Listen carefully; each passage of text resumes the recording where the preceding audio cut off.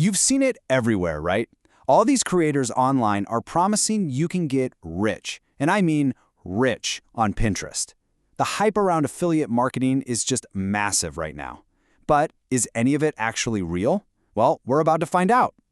I mean, you've definitely seen the claims. The most popular trick they all talk about is to create this special USA Pinterest account and then just sit back and watch the money roll in. It sounds way too good to be true, doesn't it?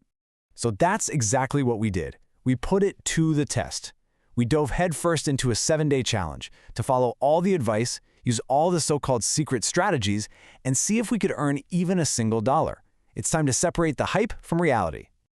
Okay, so before that 7-day clock could even start ticking, we hit our first and very common roadblock.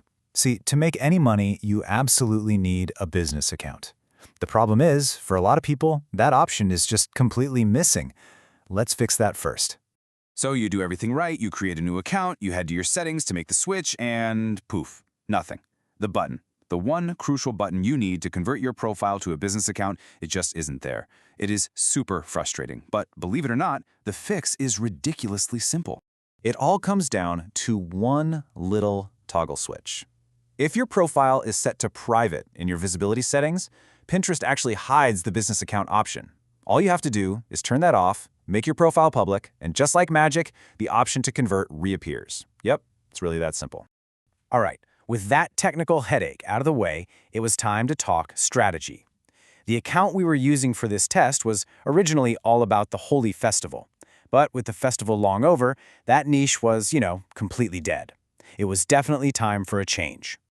Our Holy-themed products had basically zero interest. We needed what's called an evergreen topic, something people are always searching for. After doing a little digging on Pinterest, it was crystal clear that beauty, and specifically things like lipstick and makeup, had huge consistent search volume. So that became our new game plan. But we couldn't just change the name, right? The whole profile needed a serious professional makeover. So we used an AI tool to write a new bio packed with trending keywords, we designed a fresh logo, and this is a big one. We ditched our old low-profit affiliate partners for a new one that offered a massive 33% commission on sales. That's a potential game changer. All right, the account is primed, it's professional, it's ready to go. The 7-day challenge officially begins. Now, this wasn't just about posting random pictures. This was about adapting, looking at the data, and constantly tweaking our strategy all week long. We started off slow, just testing the waters. But by day 3, we used the Pinterest Trends tool and boom, discovered tanning lotion was a super hot topic. So we pivoted again. By day 4, we saw our very first clicks, which was a great sign. We even took a strategic day off from posting on day 6 just to see what would happen, before a final rebrand to broaden our appeal. It was a week of constant learning and adjusting. So what did this new strategy actually look like? Well, we were leaning heavily on Pinterest's own Trends tool. We created these nice, organized boards to categorize our products. Every single title was AI-generated and optimized for search. And we scheduled 3 pins a day to stay consistent. We even used this neat little trick where you add multiple images to one pin and Pinterest automatically turns it into a cool, engaging slideshow. Okay, so we put in the work. We used the tools, we deployed the strategies, but did any of it actually lead to results? It's time to look at the data, because the numbers, well, they tell a pretty interesting story. Just 4 days in, Pinterest's own analytics were starting to look positive. We had over 280 impressions and even our very first outbound click. This was proof that the pins were starting to get out there. People were actually seeing our stuff. And when we checked our affiliate platform, it confirmed the clicks were real. People were actually clicking through to the product pages. We had 8 clicks on our high-commission products alone. This was definitely encouraging. Things were looking up. But behind all those promising clicks, all that positive data, there was one number that mattered more than all the others. 0. 0 conversions, 0 sales. People were interested enough to click, sure, but not a single person actually bought anything. So we didn't give up, we kept pushing. We refined the page, we posted consistently, and we finished out the full 7 days. Now it's time for the final, no-fluff, definitive result of this entire experiment. So let's just recap. We're talking a full week of work. constant pivots and strategy changes, and a total of 32 new clicks from what we thought were interested shoppers.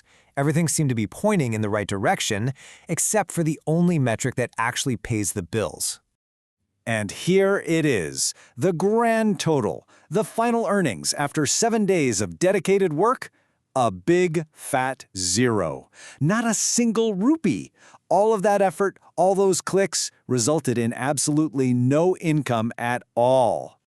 So what went wrong? How could the reality be so different from the hype?